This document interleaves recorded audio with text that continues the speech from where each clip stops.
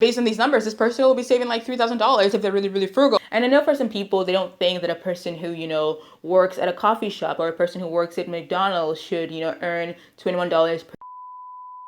How's it going, guys? Welcome back to my channel. My name is Boma. I'm an award-winning community leader, an entrepreneur, and this channel is essentially dedicated to helping you succeed as an immigrant in Canada, just based on my experience being an immigrant in Canada. Today's video is all about being broke in Canada because of minimum wage and what essentially minimum wage means to you as an immigrant coming here and the implications on your life. So if you're wanting to come to Canada and you're curious about how much you're going to be earning and how minimum wage plays into that, this video is for you. So please, what do you need to do for me? Like this video, comment, also share it with a friend who you think may benefit from this video. Alrighty, thanks for doing that, and let's get started. I read a really interesting comment on Reddit. I've got my phone here, and it basically does a breakdown about minimum wage in Ontario, and it says $14 per hour, which is 40 hours per week. By 52 weeks, it's essentially $29,000. Rent is $500. That's $6,000 per year. Food, $26,000 per year. TTC, which is the transportation, $1,600 per year. Phone, $45, which is $540 per year. In total, $10,748, which leaves you with about $13,000 for fun and spending. Based on my calculations, which I'll reveal later, those numbers are not accurate at all because it essentially gives you no wiggle room. So what about if you want to go on vacation? Are human beings not supposed to go on vacation? What about if you want to, go camping? Or what if you want to spend a night in a hotel with your friends? What about if you want to go on a date? What if you want to go for a movie? There's just a lot that, these numbers doesn't take into account. And the idea that people can survive a minimum wage is, I don't know, it just doesn't feel right to me. When I saw this post, I was a bit shook because, first of all, who's out here paying $500 in rent?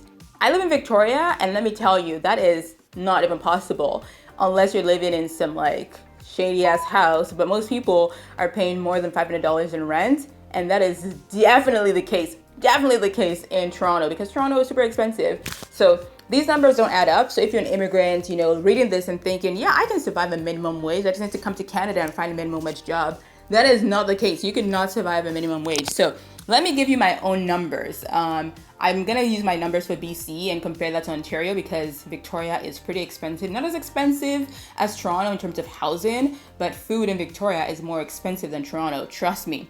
Okay, so for food, I'm gonna say you're probably gonna be spending about $300 on food per month, which is by 12 about $3,600.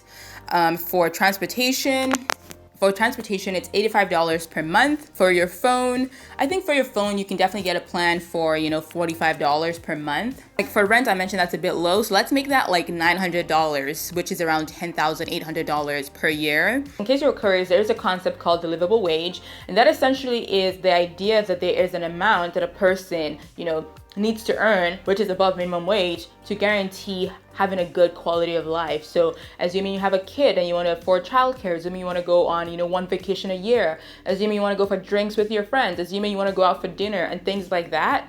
And in Victoria right now, the livable wage is around $21 or so. The last time I checked, I think last year was $21. It increases every year because, the cost of living increases every year and inflation, is on the up. So comparing, the livable wage of $21 versus the minimum wage of $14.65, there is a huge gap there. And I know some people don't think that everybody should be able to earn $21, per hour for their work, but I think they do. And that also leads to the concept of universal basic income, the idea that people should be able to earn, a livable minimum to basically ensure, a good quality of life. This directly impacts immigrants in Canada because immigrants in Canada are often very, very qualified, but they come to the system in Canada where their foreign qualifications are maybe not recognized because, they're from a different country. And because of that, they often have to work those minimum wage jobs at the very bottom of, the corporate ladder. So anything from working as a care aide or working in fast food, things like that. And so if you're an immigrant moving to a country and you have to start at the bottom earning minimum wage, how are you supposed to, save up and create a good quality of life for yourself? So this concept directly really impacts the immigrant community because immigrants are often at the brunt of, these sort of policies. And that's why I think that, minimum wage should be a livable wage. if that makes sense. And no offense to people who earn minimum wage, there is dignity in labor. I really respect the fact that, people work really hard and may not earn a lot of money, but the reality, the sad reality is that many people are living paycheck to paycheck. If you're earning minimum wage and you're barely able to save any money per year, because based on these numbers, this person will probably save like, I don't know, $3,000 if they're being very, very frugal. But what does that mean? It means that you're living paycheck to paycheck. You don't have any sort of emergency savings or emergency cushion. And so if you get fired from your job, which is another point you should know about, because many minimum wage workers don't really have a lot of protections. Their jobs are often not unionized because, McDonald's will not let you have a union. Hello, if you're working in some hotel somewhere, they're not gonna let you unionize. If you're working, in some restaurant, you're not gonna have a union. So that means that they can essentially fire you. And oftentimes what happens is that they don't really fire you, like give you a letter and say you're fired. They'll just take you off the schedule. So all of a sudden you go from working like 40 hours per week, and then the next week you go to work and you're like, wait, my name is not on the schedule. Am I not working here anymore? And they're like, oh, sorry, you were just not too busy this time around. And then the next week that happens. So you're essentially fired from your job. And if you've got no savings because you were earning minimum wage, what do? This is exactly what I was afraid of.